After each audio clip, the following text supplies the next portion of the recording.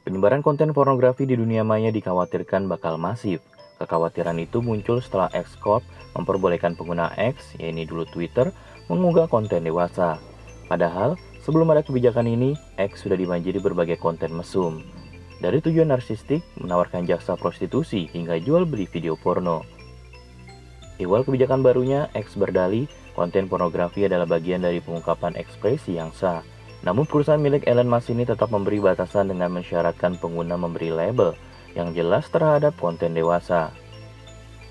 Meski ada sejumlah ketentuan, kenyataannya tidak sulit menemukan konten pornografi di X. Pengguna yang sebenarnya tak berniat mencari konten dewasa pun bisa terpapar. Hal ini sejalan dengan penelitian program studi sistem informasi Fakultas Ilmu Komputer UPN Veteran Jawa Timur tentang penggunaan Twitter sebagai sarana cyber pornografi. Riset ini menunjukkan 85% pengguna aktif pernah menemukan konten pornografi di Twitter. Kajian yang dipublikasikan dalam Proceeding Seminar Nasional Teknologi dan Sistem Informasi 2023 ini juga menemukan 80,9% pengguna menyatakan Twitter merupakan media sosial yang paling mudah menyebarkan pornografi. Disusul Telegram 11,3%, TikTok 7%, dan Instagram 0,9%. Persoalan ini muncul diduga karena pengelola aplikasi tidak aktif memblokir konten pornografi.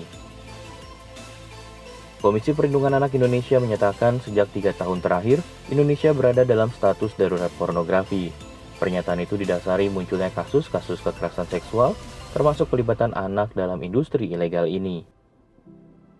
Terbaru, kasus 2 anak di Tangerang Selatan, Banten, dan Bekasi, Jawa Barat mencabuli anak kandungnya sendiri. Mereka merekam adegan pencabulan itu karena diiming-imingi uang 15 juta rupiah oleh seseorang yang dikenal lewat Facebook. Belakangan, video itu kemudian menyebar di dunia maya. Sementara itu, uang yang dijanjikan tak kunjung mereka terima. Pemerintah berencana membentuk satuan tugas untuk memerangi pornografi. Menko Polhukam Hadi Cahyanto menyebutkan berdasarkan data National Center for Missing and Exploited, ada 5 juta lebih temuan konten pornografi anak di Indonesia.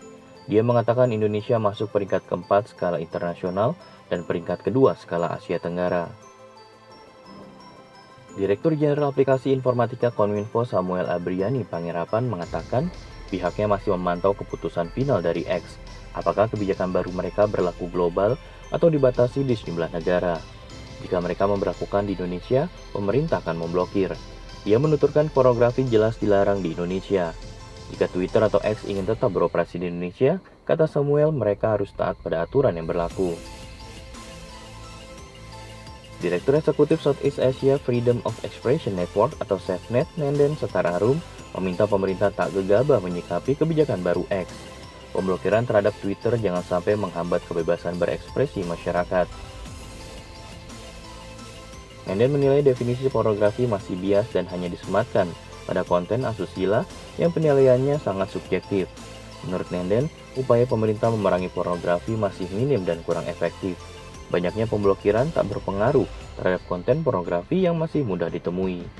Ia pun meminta pemerintah mengevaluasi kinerjanya dan tak asal memblokir X. Alasannya, masih lebih banyak pengguna X yang membagikan konten dan informasi positif.